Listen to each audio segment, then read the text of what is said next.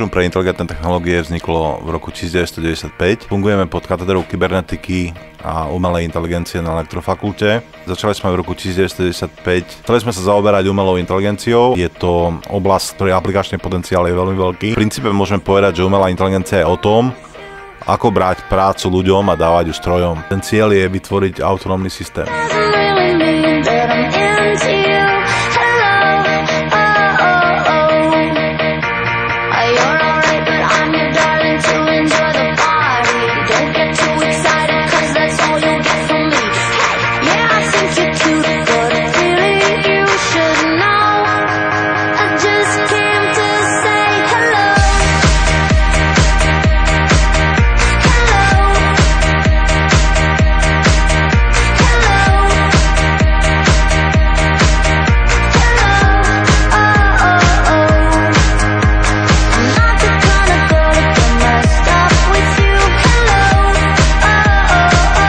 Traja naši kolegovia boli na dlhodobých stážach v Japonsku. Cieľom je aj prenášať tú atmosféru tých japonských laboratórií na naše pracovisko. Sme napojení na japonské laboratória a vo všeobecnosti Japonsku umelá inteligencia a možno špeciálne aj robotika je taká dominantná.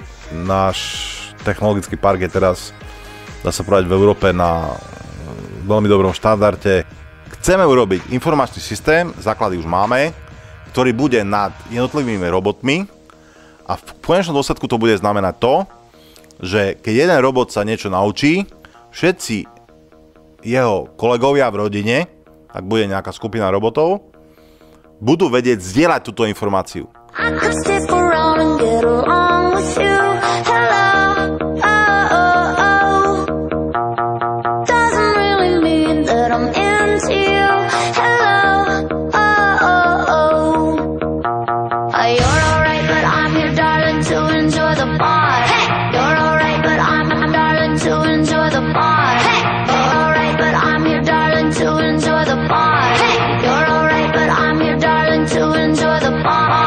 Nao je náš nový kamarát, ktorý pochádza z Francúzska.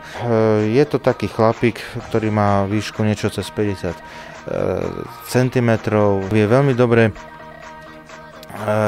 imitovať pohyb človeka, preto tak je vlastne aj vyrobená tá vizáž toho robota, aby pripomínal človeka, čiže dokáže kráčať, dokáže napríklad urobiť lastovičku, kopať do lopty dokážu navzájom spolupracovať títo naovia, čo je pre nás veľmi dôležité. Bežne takýto jeden nao stojí 15 000 eur.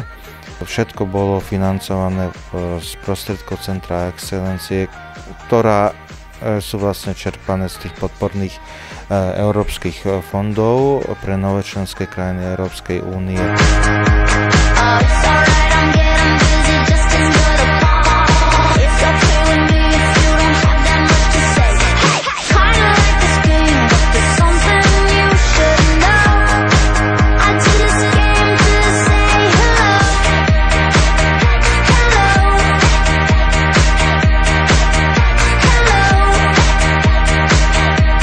Vidíme ho teraz v plnej kráse, jednak má 3 stupňov voľnosti, ktoré sú zabezpečované klbami poháňanými elektromotorčekmi, kde všade je samozrejme možné zasnímať natočenie toho elektromotorčeka.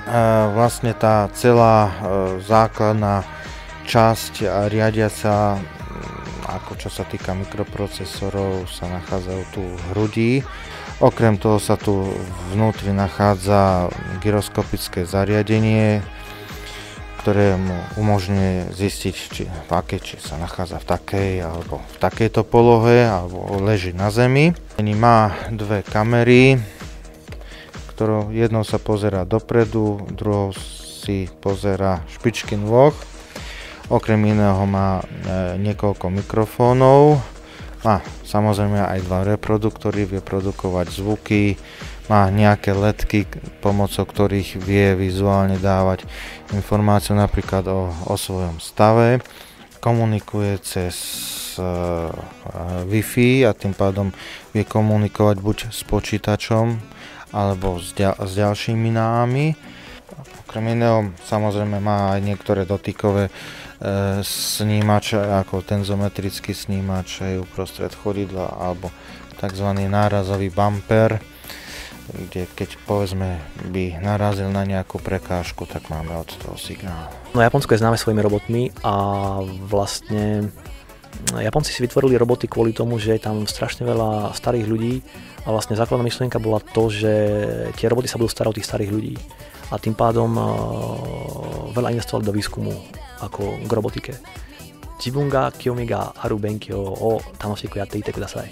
Táto oblasť ma zaujíma aj mimo školy, tak som si myslel, že nebolo by zle to aj študovať. Je to nová technológia a musím povedať, že to je dosť zaujímavé. Zatiaľ sme skúšali nejaké základné veci, úplné oboznámenie sa so systémom, pohyby, nejaké choreografie. Je to veľmi kreatívna oblasť, tiež môžem uplatniť veľa mojich nových nápadov a myšlienok. Je to veľmi tvorivá práca, myslím, že aj veľmi zaujímavá a aj aplikačne má veľký potenciál. Ja som tu druhým rokom, som na internom doktorandskom štúdiu a moja práca sa bude zaoberať riešením stability v robotovi NAO, keďže tento druh stability nie je riešený v robotovi zatiaľ, tak je to nejaká výzva pre mňa sprogramovať niečo, vytvoriť program, ktorý bude schopný riešiť stabilitu robotovi pomocou technik umelej inteligencie, ktoré som sa naučil tu na tejto fakulte.